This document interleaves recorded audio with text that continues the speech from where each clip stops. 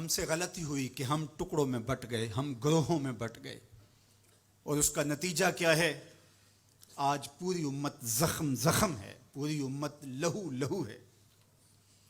کہا تمہاری ہوا اکھڑ جائے گی اگر تم نے اللہ کی رسی کو چھوڑ دیا، تم نے رسول کے دامن کو ترک کر دیا، تم گروہی تقسیمات پہ یقین رکھنے لگے، تم نے 1.5 اینٹ کی مسجد کھڑی کر لی، تم تقسیم در تقسیم کے عمل سے گزرتے رہے، تم امت سے فرقوں سے جماعتیں، جماعتوں سے لابیاں، اور لڑکتے لڑکتے تم ٹکڑے ٹکڑے ہو گئے، تم کرچی کرچی ہو گئے۔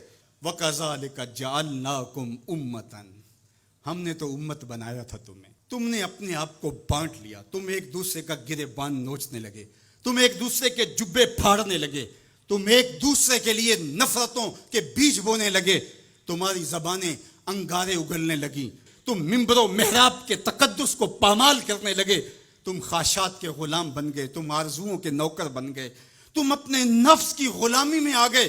تم تو غلام تھے آمنہ کے لال کے، تم نے کب سے نفس کی غلامی اختیار کر لی، تم کب سے خواہش کے نوکر بن گئے، تم کب سے نفس کے بندے بن گئے۔ تم نے امت بننا ہے، تم نے رسول اللہ کا غلام بننا ہے۔ تمہارا لب و لہجہ بتائے ہم حضور کی امتی ہیں، تمہارا طرز زندگی بتائے تم حضور کی امتی ہو۔ تم ترازو پہ کچھ تول رہے ہو تو لوگ دوسری طرف بھی منہ کر کے کھڑے ہو جائیں، یہ غلط نہیں تول سکتا، یہ امت رسول ہے۔ تم بول رہے ہو، لوگوں کو یقین ہو کہ یہ جھوٹ نہیں بول سکتا، یہ رسول اللہ کا امتی ہے۔ تمہاری وحدت، تمہارا زور ہے، تمہاری طاقت ہے، تمہاری توانائی ہے۔ تو فرمایا وَكَذَلِكَ جَعَلْنَاكُمْ أُمَّةً، ہم نے تو امت بنایا تھا تمہیں۔ آج حضور کے قلب اطہر پہ کیا گزرتی ہوگی جب شام کی بچیوں کے منہ پہ تماچے مارے جاتے ہیں، جب بغداد میں حضور کی امت خانمہ برباد نظر آتی ہے، جب برما میں آری لے کر کے اعضاء کاٹ دیے جاتے ہیں، دشت لیلہ سے لے کے کندھار تک، غزہ سے لے کے کشمیر تک لاشیں ہی لاشیں بکھری ہوئی نظر آتی ہیں، بستی بستی کریا کریا، صحرا صحرا خون، امت والے امت کا ہے کتنا سستا خون۔ شام، قدس، کشمیر اور برما، کس کس کا احوال کہوں، ہر سو زخمی، ہر سو لاشیں، ہر سو بہتا خون، امت والے امت کا ہے کتنا سستا خون۔ آج امت لہو لہو ہے، اس پوری کائنات میں 1 انچ بھی جگہ ایسی نہیں ہے جہاں آتش و آہن برستا ہو اور وہ کفار کی سرزمین ہو۔